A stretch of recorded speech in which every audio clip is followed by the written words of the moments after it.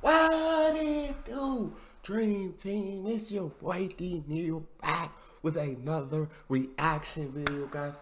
Here we are once again with the Jefferies show. Y'all know how much I rock with Jefferies. How the NRA became so awful. I had to watch this one because I want to hear Jim talk about it.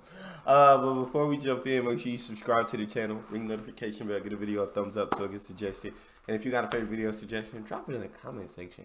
What we got, Jim? Welcome to the Jefferies show. I'm Jim Jefferies, and like most easily triggered libetard cuckbags, I'm skeptical of the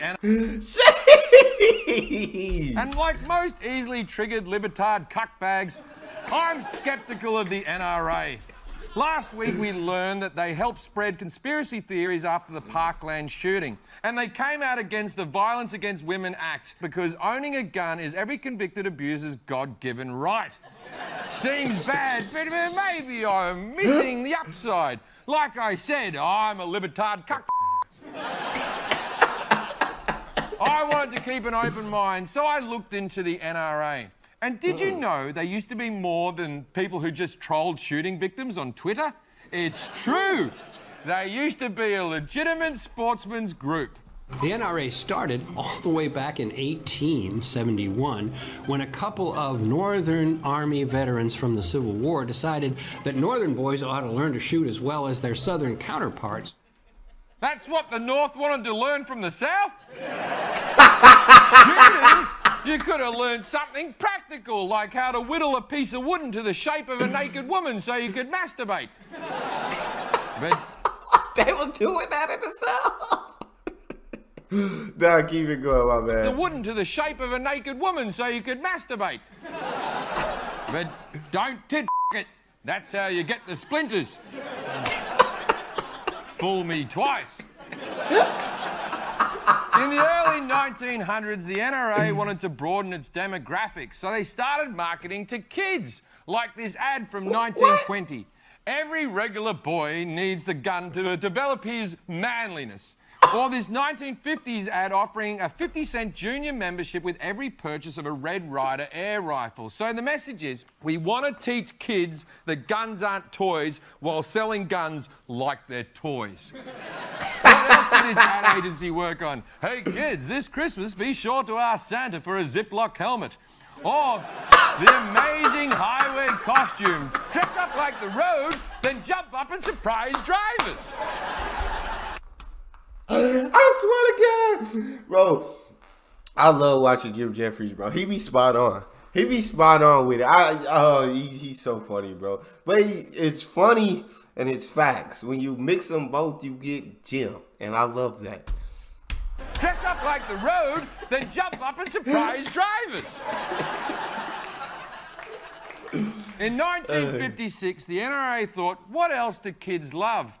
And they published a comic book. It's a great read. It opens on a kid accidentally shooting his little brother.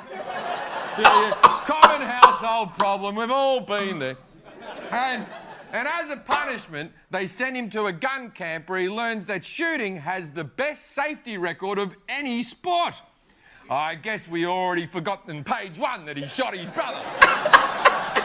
The best safety record of any sport? I think the NRA may have made that fact up. I've never heard of a bullied loner taking out an elementary school with a cornhole bag. The weird thing is, in its early days, the NRA... That's what I'm saying, yo. That ain't make no sense at all to me. Bro, yeah, NRA tripping. They tripping. Jim done said it all. I don't need to add no more. All I'm gonna say is tripping. Keep it going. Whole bag. The weird thing is, in its early days, the NRA really did advocate for common sense gun laws. In the 1930s, the NRA worked with the government to limit the traffic in guns, especially where, say, ex-convicts or mental patients were involved. If I could travel back to the 1930s, I'd tell the NRA to keep it up. They're doing a great job keeping guns away from dangerous people. But also, if I could time travel, I probably should shoot baby Hitler. And for that, I'd need a gun. And that, my friends, is the time traveler's paradox. And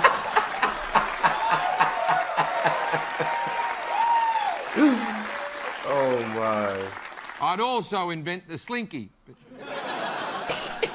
Even into the 60s, the NRA was in favour of gun control. Fast forward to the Civil Rights era. The Black Panthers were openly and legally arming themselves in the streets of Oakland, California. Then Governor of California, Ronald Reagan, with the support of the NRA, restricted its open carry laws with the Mulford Act of 1967. Ah, okay. Wow. Now they supported gun controls because they were scared of black people. See,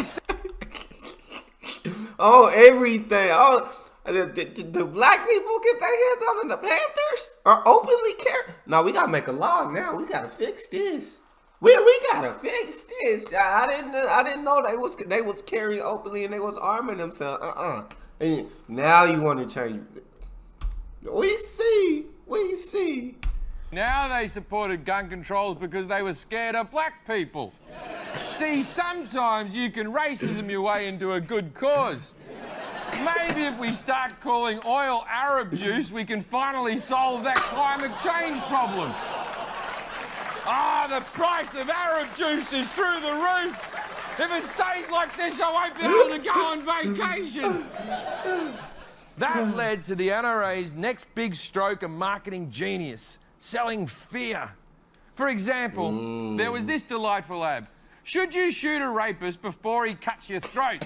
Sorry, I'm a little confused.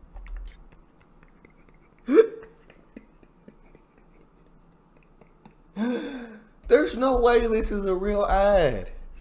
There's no way. There's no way. Rapist before he cuts your throat.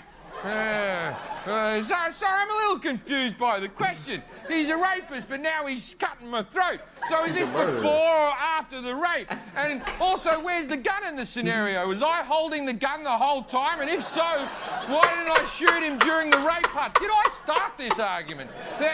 There's a lot I don't know, but to answer your question... Yes. Oh my Lord, bro.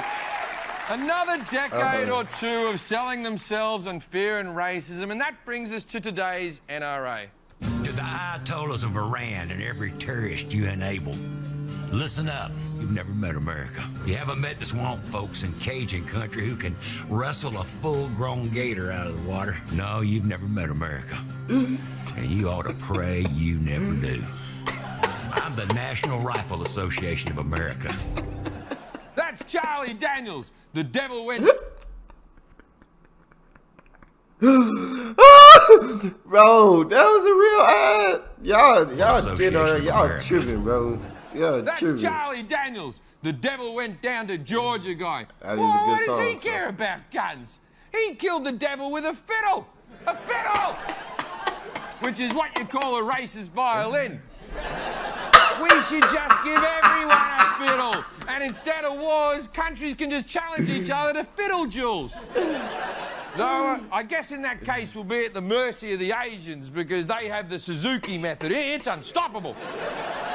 But assuming we can avoid a fiddle war with China, which I assume is the only Asian country, it's fiddles for us all. It's our right as Americans. Bro, you can't help but love watching the Jim Jefferies show, bro. You can't help it. That's all we got for this one. If you guys got a favorite video, drop it in the comment section. Subscribe to the channel, ring notification bell, get a video a thumbs up so it gets suggested. It's your boy D. Out.